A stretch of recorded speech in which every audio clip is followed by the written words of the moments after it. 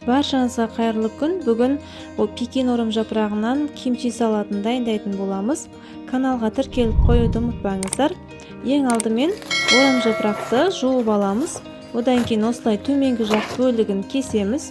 Сонда жоғарғы жақ бөлігі өзі ажырайды.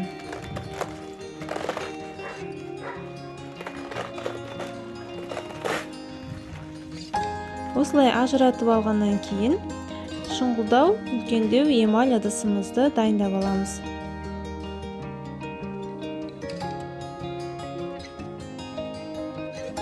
Ендігі кезекте тұзды су дайындаймыз. Ол үшін менде орам жапырақтың көлемі үлкен болғандықтан 2,5 литр су пайдаландым. Сіздер жаңағы орам жапырақтың көлеміне қарайсыздар. Яғни 2 литр суға 5 ас қасық тұз қостым бұл жерде.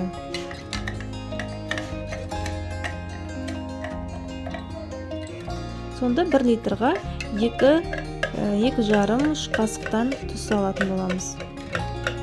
Осылай жақсылап тұзы ерігенше араластырып алғаннан кейін бұл бізде салқын су. Жаңағы дайындап қойған орам жапырақтың үстіне құямыз.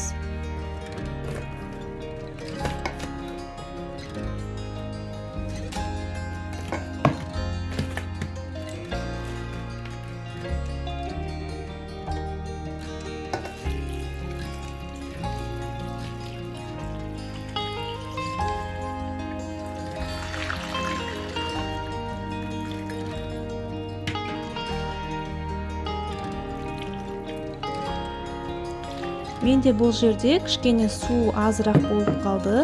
Сондықтан тағы да бір жарты литр көлемінде су дайындап алып, оған 1 ас қасық тұз салып, тағы да үстіне кішкене су құйдым.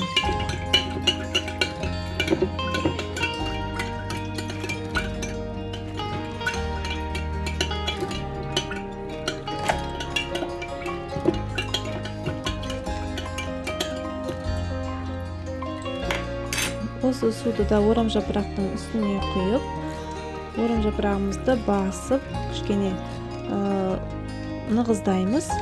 Одан кейін бетіне шыны табақ жабатын боламыз.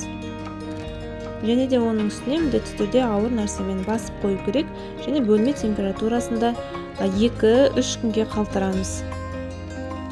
2-3 күннен кейін осындай міне кішкене суымыз бұлдырланып, бетінде жаңа ашыған процесс пайда болады. Және де орам жапырағымыз көлемі кішірейіп басылады. Ендігі кезекте жаңа ішіне салатын ащы начинка дайындау үшін 3 қызыл бұрыш, менде 5-6 кішкентай ащы бұрыш қатырылған бұл жерде, және де 2-3 тісше сарымсақ қостым. Осы заттардың барлығын жақсылап блендермен езуге болады, немесе жаңағыдай ет тартқышпен тартып, 1 шай қасықтай тұз, 1 ас қасық соя тұздығын қосып жақсылап араластырып аламыз. Басында өте ащы көрінеді, одан кейін жаңағы орам жапыраққа сіңгеннен кейін ол ащылық кетеді. Ендігі жаңағы дайын болған орам жапырағымызды осындай салқын суда жуып алатын боламыз. Жақсылап араларын барлығын жақсылап жуып аламыз.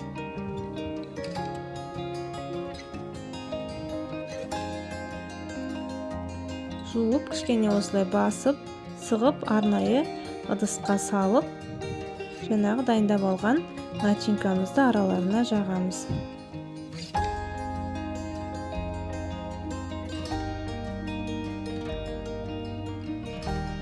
Осылай жақсылап жуып алғаннан кейін араларын аша отырып, жаңағы дайындап алған начинкамызды жағатын боламыз.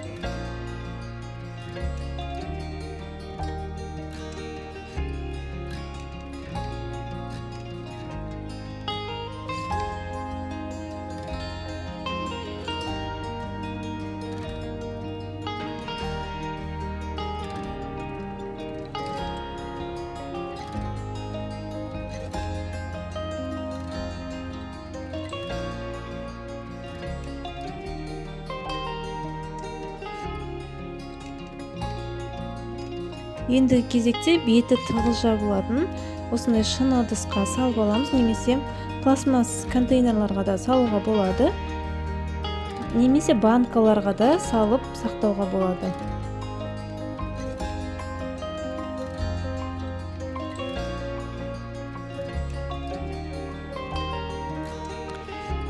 Екі-үш күннен кейін жей беруге болады, бірақ бір апта тұратын болса, одан да дәмі жаңағы біздің жасалған начинкамыз барлығы орам жапыраққа сіңіп, өте ерекше дәмге ие болады. Осылай қақпағын жауып, тоңазытқышта сақтайтын боламыз.